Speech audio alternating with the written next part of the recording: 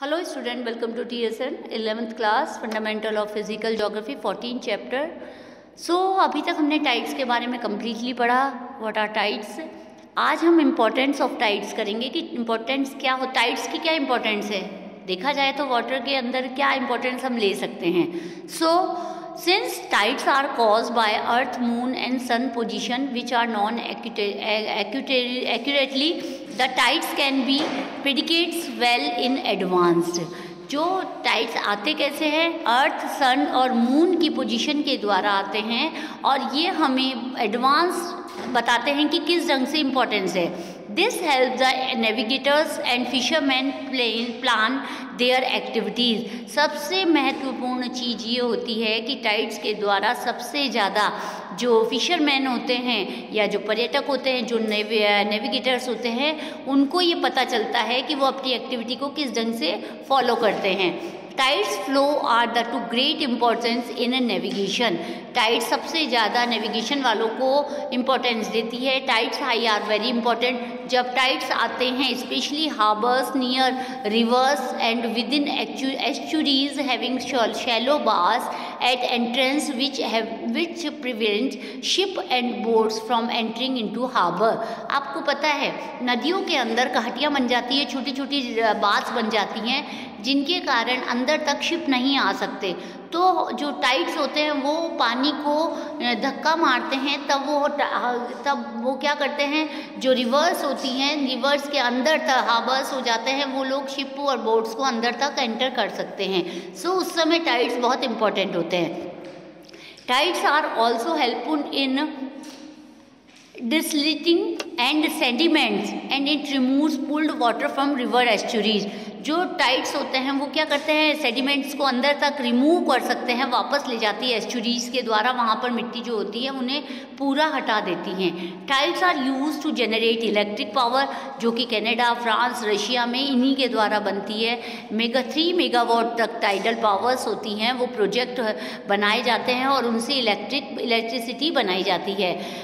Project add दुर्गानी इन सुंदरबन में है, जो वेस्ट बंगाल में, वहाँ पर सबसे ज़्यादा इलेक्ट्रिसिटी में काम आता है टाइड्स का जो वाटर होता है वो। नेक्स्ट हमारा टाइड्स हो गया। अब आता है हमारा ओशन करंट्स। ओशन करंट्स क्या होती है, अभी तक टाइड्स के बारे में पढ़ा कि पानी का ऊपर या नीचे होना टाइड्स कहलाता है, जो कि महीने में 2 बार होता है। ओशन करंट्स क्या बताती है, ocean current like river flow in oceans. जैसे हमारे अर्थ के ऊपर रिवर बहती है, वैसे ही ओशन के अंदर ओशन करंट्स बहती है, जो कि एक रिवर का रूप बताती है। They represent a regular volume of water in a definite path and direction.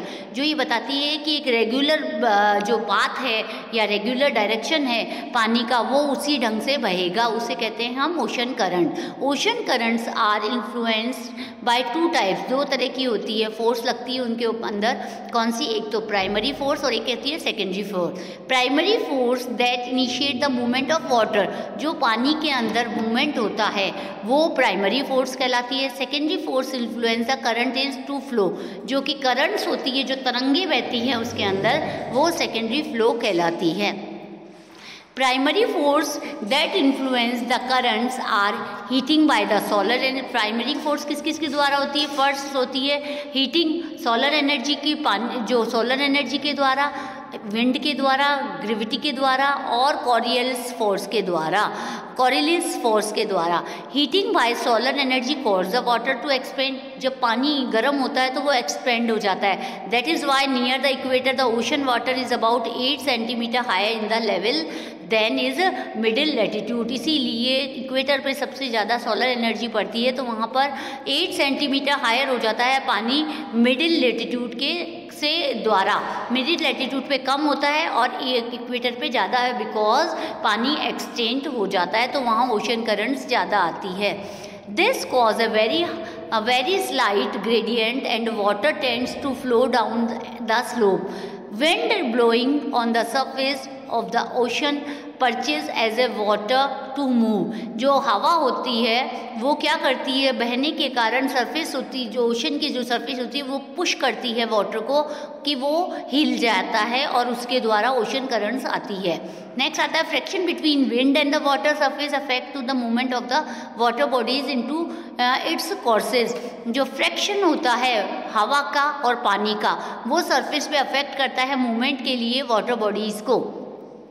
So gravity tend to pull the water down to pill and creates gradient variation। और एक मेन चीज़ है ग्रेविटी, जो अभी हमने प्राइमरी की जो 4 फोर्सेस है वो इसके बारे में बता रही हूँ। सबसे पहले हमने पढ़ा था एक तो है टेम्परेचर ओशन वाटर, और इसके द्वारा, और सेकंड आ गया हमारा विंड, थर्ड आ गया ग्रेविटी।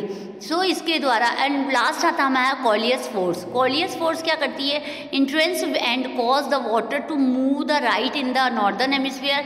कॉलियस फोर्स ये बताती है कि जो इक्वेटर से ऊपर की तरफ एरिया होता है नॉर्दर्न हेमिस्फीयर का, वहाँ पर हवाएं पानी को मूव करवाती है right in the northern hemisphere, right की तरफ, and the left in the southern hemisphere. और सदर्न हेमिस्फीयर आपने कॉलियस फोर्स हमने पहले पढ़ा है, उसके द्वारा हमें पता चलता है कि नॉर्दर्न हेमिस्फीयर में राइट डायरेक्शन में मुड़ती है, हवाओं की गति राइट डायरेक्शन होती है,